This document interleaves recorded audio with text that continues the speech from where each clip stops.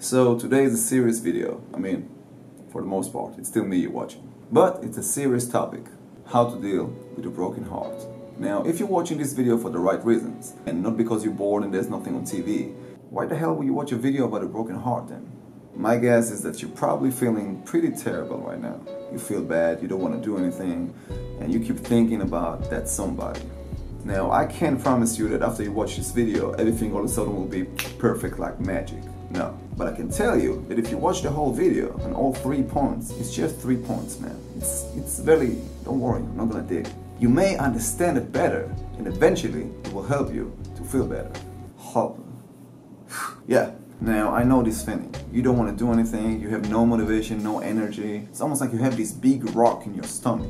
Well, the reason for that is not the bad sandwich you had yesterday, which was terrible, by the way. Sorry. The reason for that, my friend, is because you have feelings toward other individuals.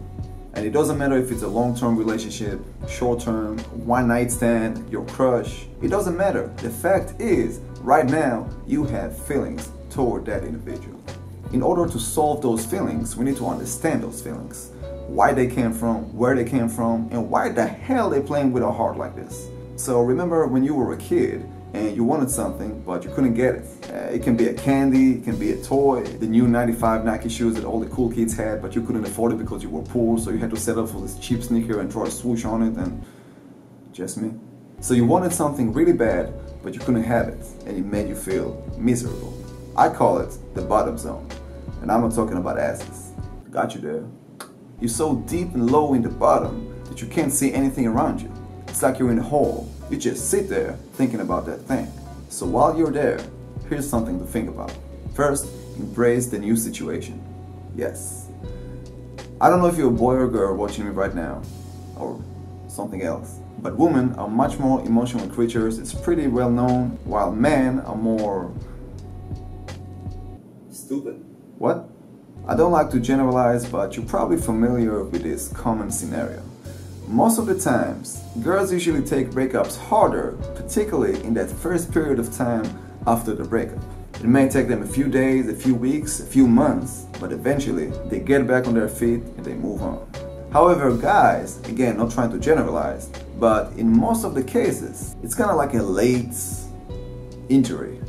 At first they have this whatever attitude, they keep themselves busy with distractions, but eventually they hit the bottom zone, and they hit it hard.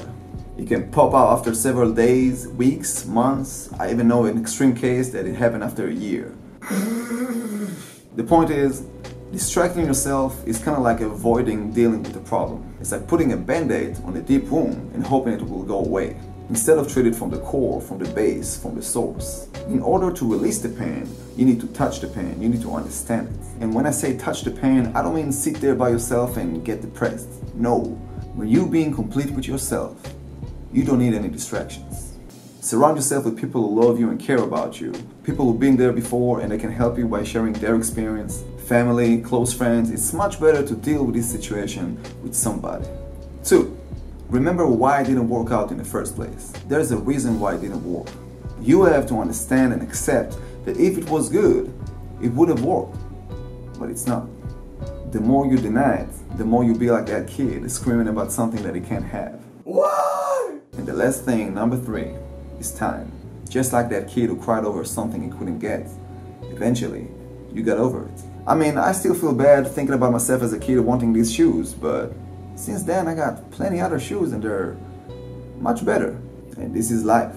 We're meeting new people all the time. We fall in love, we develop feelings, we got a heart broken, we fall in love again, we got a heart broken again, and we fall in love again.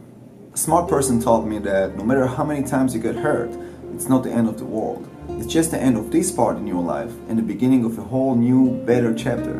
Because when you're at the bottom, there's only one way to go from there. We're gonna be alright.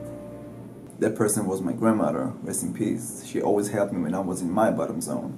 And I dedicated this video in her memory. Because when she left us broken-hearted. But deep down we knew that you wanted us to be happy. So I wish us all to be happy and feel better.